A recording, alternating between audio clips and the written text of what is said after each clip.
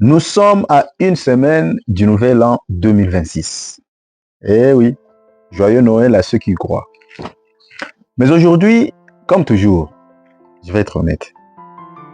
On va encore changer un chiffre, un numéro sur le calendrier et faire semblant que quelque chose de magique va se produire tout seul. Comme si le temps, à lui seul, a déjà changé la vie de quelqu'un un jour. Albert Einstein, l'un des cerveaux les plus brillants, disait « Faire toujours la même chose et s'entendre à un résultat différent, c'est de la folie, la pure folie. » Et quand je regarde nos vies, nos discours, nos habitudes, je me dis qu'on est devenu très fort dans cette forme de folie collective. On va continuer à vivre comme en 2025. On va continuer de croire comme en 2025, prier comme en 2025, prendre les mêmes décisions, ou plutôt éviter de prendre les bonnes décisions, fuir la vérité parce qu'elle nous dérange, quand bien même elle peut changer nos vies pour le mieux, et en même temps, on exige ou on espère que 2026 soit une année meilleure que 2025. Vous les pasteurs, les motivateurs, les prophètes, s'il vous plaît, arrêtez avec vos bonnes années. 2026 sera votre année, année de percées, année de réussite, année de mariage, année de miracles. On est fatigué avec ces promesses pour manipuler les gens. Fatigué des discours qui font rêver, mais qui ne changent rien dans la vraie vie.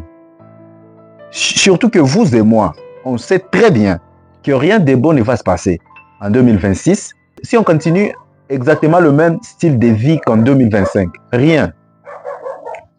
Changer un chiffre sur un calendrier, un faux calendrier d'ailleurs, ne change ni la mentalité, ni les sales habitudes, ni les choix, ni les conséquences qui vont avec.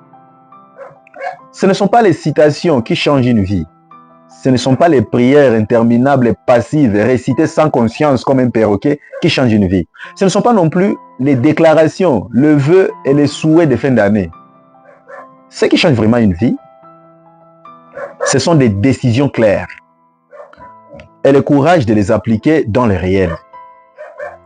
Même quand ça fait mal, même quand ça oblige à changer de mentalité, même quand ça oblige à arrêter de se mentir, même quand ça oblige à quitter certains amis. Einstein avait compris ça à sa façon. D'autres avant lui l'avaient aussi compris. Et aujourd'hui, on n'a plus d'excuses pour l'ignorance. 2026 ne nous doit rien. C'est nous qui devons être meilleurs pour qu'une année nous soit favorable, nous soit meilleure. Alors non, je ne souhaite pas une bonne année comme un automate. Je souhaite qu'on arrête cette folie qui consiste à répéter les mêmes bêtises, les mêmes erreurs et s'attendre à un résultat différent. Parce qu'on croit au miracle. C'est ça, Dieu va agir. Mais un nouvel an ne sauve personne. Une conscience lucide, par contre, oui. Ça peut tout changer. À vous de voir. Si vous allez continuer dans vos illusions fatales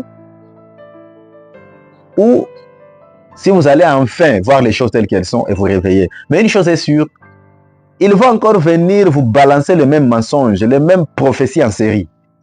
Mariage assuré cette année, boulot garanti, guérison express, paix nationale par décret céleste, alléluia. Résultat, au bout de 12 mois, rien. Pire encore, les chômages s'amplifient, les conflits, l'insécurité, le guerre, les divorces et les maladies, et toujours la même excuse. Ce n'est pas encore l'état de Dieu. Gardons la foi. Soyons patients. Continuons à prier seulement. Soyons honnêtes une bonne fois pour toutes. Dieu n'est pas là-dedans. Avant de prier pour le mariage, mon frère, ma sœur, mon jeune célibataire, apprends à parler correctement à un garçon ou à une fille. Avant de prier, apprends à écouter, à respecter, à être propre, à être présentable, stable émotionnellement. Personne ne va t'épouser parce que tu pries beaucoup, parce que tu sais prier. On va t'épouser parce que tu n'es pas toxique, mal élevé, nonchalante, humain. C'est ça des choses qu'il faut éviter. Avant de jeûner 40 jours pour le boulot, apprends à créer des relations, à être fiable, ponctuel, sérieux et compétent. Le ciel ne fera rien pour toi si tu continues ta vie de désordre. Si on veut la paix pour notre pays, Nous devons apprendre le courage, le partage, le patriotisme et surtout rester dignes en refusant toute forme de manipulation et de fanatisme si on veut réussir dans la vie. On doit arrêter de confondre la foi et la paresse. La prière n'a jamais remplacé la discipline. La prophétie n'a jamais remplacé le travail.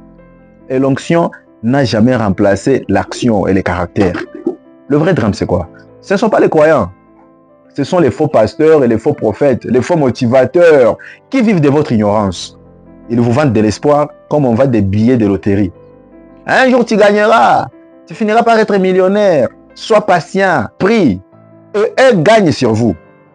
Dans votre dos, on est fatigué. 2026 doit être l'année du réveil, pas des rêves creux. Moins de prophéties, plus de responsabilités. Moins de cris dans des églises, des alléluia et des amen, mais plus de résultats dans la vraie vie. Dieu n'est pas insulté par l'intelligence, il est insulté par la bêtise entretenue. Si tu ne fais rien d'autre que prier et attendre, tu n'auras que tes yeux pour pleurer. Allez, bonne année.